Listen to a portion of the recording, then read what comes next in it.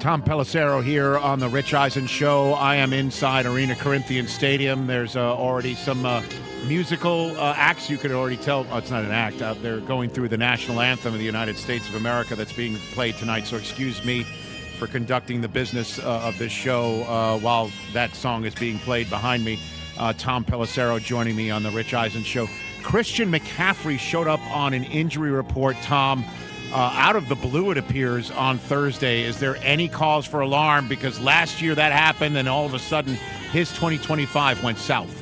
Well, and that's where I would caution anybody to make firm judgments off this. What I would tell you is, from my conversations last night after this came out of the injury report, because nobody knew about it prior to that, the feedback I got was, don't sound the alarm bells just yet. This is not a DEFCON 1 type of a situation. If there's any player you're going to take precautions with if you feel something weird, it's going to be your best player, and a guy who's had 3 seasons essentially in his career ruined by injuries here. It would make sense if he felt anything in that cap to pull him off. Having said that, you're right.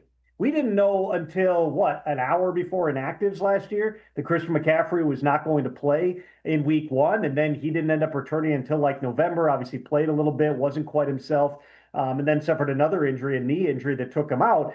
Calves can be tricky. Calves can be precursors to Achilles injuries. McCaffrey had issues with both his Achilles last year. There's a lot of reasons to be cautious about saying anything at this stage. He was undergoing tests today. They're on the field in 90 minutes or so. The real question, at least short term, is even if it is something that's a precaution, even if they think it's minor, do they risk running him out there in week 1 and suffering a type of setback that could take him out for a month? All those questions will start to get answered this afternoon. Again, from my understanding, I do not believe that this is the full alert, the alarms going off on Christian McCaffrey, but definitely something to keep an eye on.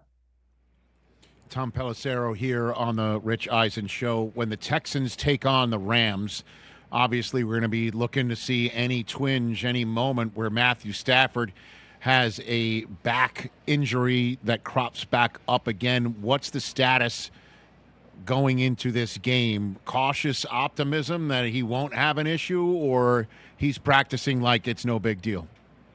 He's not on the injury report, Rich, which by rule means that he's not receiving regular treatment on his back at this point. Back injuries can be extremely complicated. I can say that as somebody who tweaked my back again yesterday. I'm currently sitting on a heating pad, have a heavy dose of steroids and muscle relaxers. I would categorize myself as questionable for Sunday, but I'm pretty sure I'm getting on that plane to Boston tomorrow to do the Patriots and Raiders game. You just don't know. But everything, all the stuff in terms of how the Rams have approached this over the last week or so, the word has been positive coming out of there.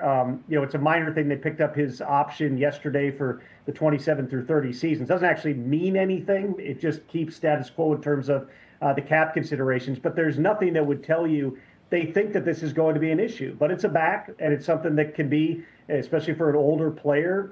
We've seen Stafford take a ton of hits, Rich, through the course of his career. There's plenty of times he's gotten blindsided because he just stands in there and is willing to take those hits. He plays through a lot. If he starts having back spasms, obviously, or something related to that disc issue that he has in his back, then potentially it could become an issue down the road. It'll be interesting to see, to me, Rich, because again, I don't think there's any question right now Matthew Stafford is starting on Sunday against the Texans, but do we see Sean McVay maybe even more than he already does, lean a little bit more toward the rhythm passing game, get the ball out of his hand, just try to do things to limit the number of hits just until they see, okay, 70 snaps in the game, how does he function? Make sure that he's getting into this and not getting blasted on the first third down they see.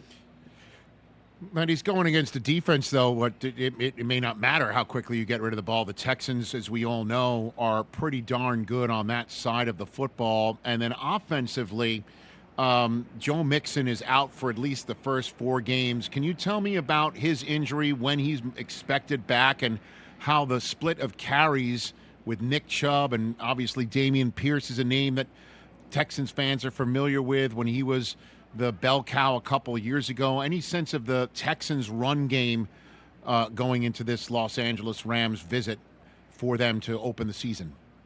At this point, there's no timeline for Joe Mixon to return. He's on a minimum of 4 games, but there's no one I've spoken to who says, hey, after those 4 games, he's definitely going to be back. And so that's very much an unknown as the Texans proceed into this season, but they did sign insurance with Nick Chubb.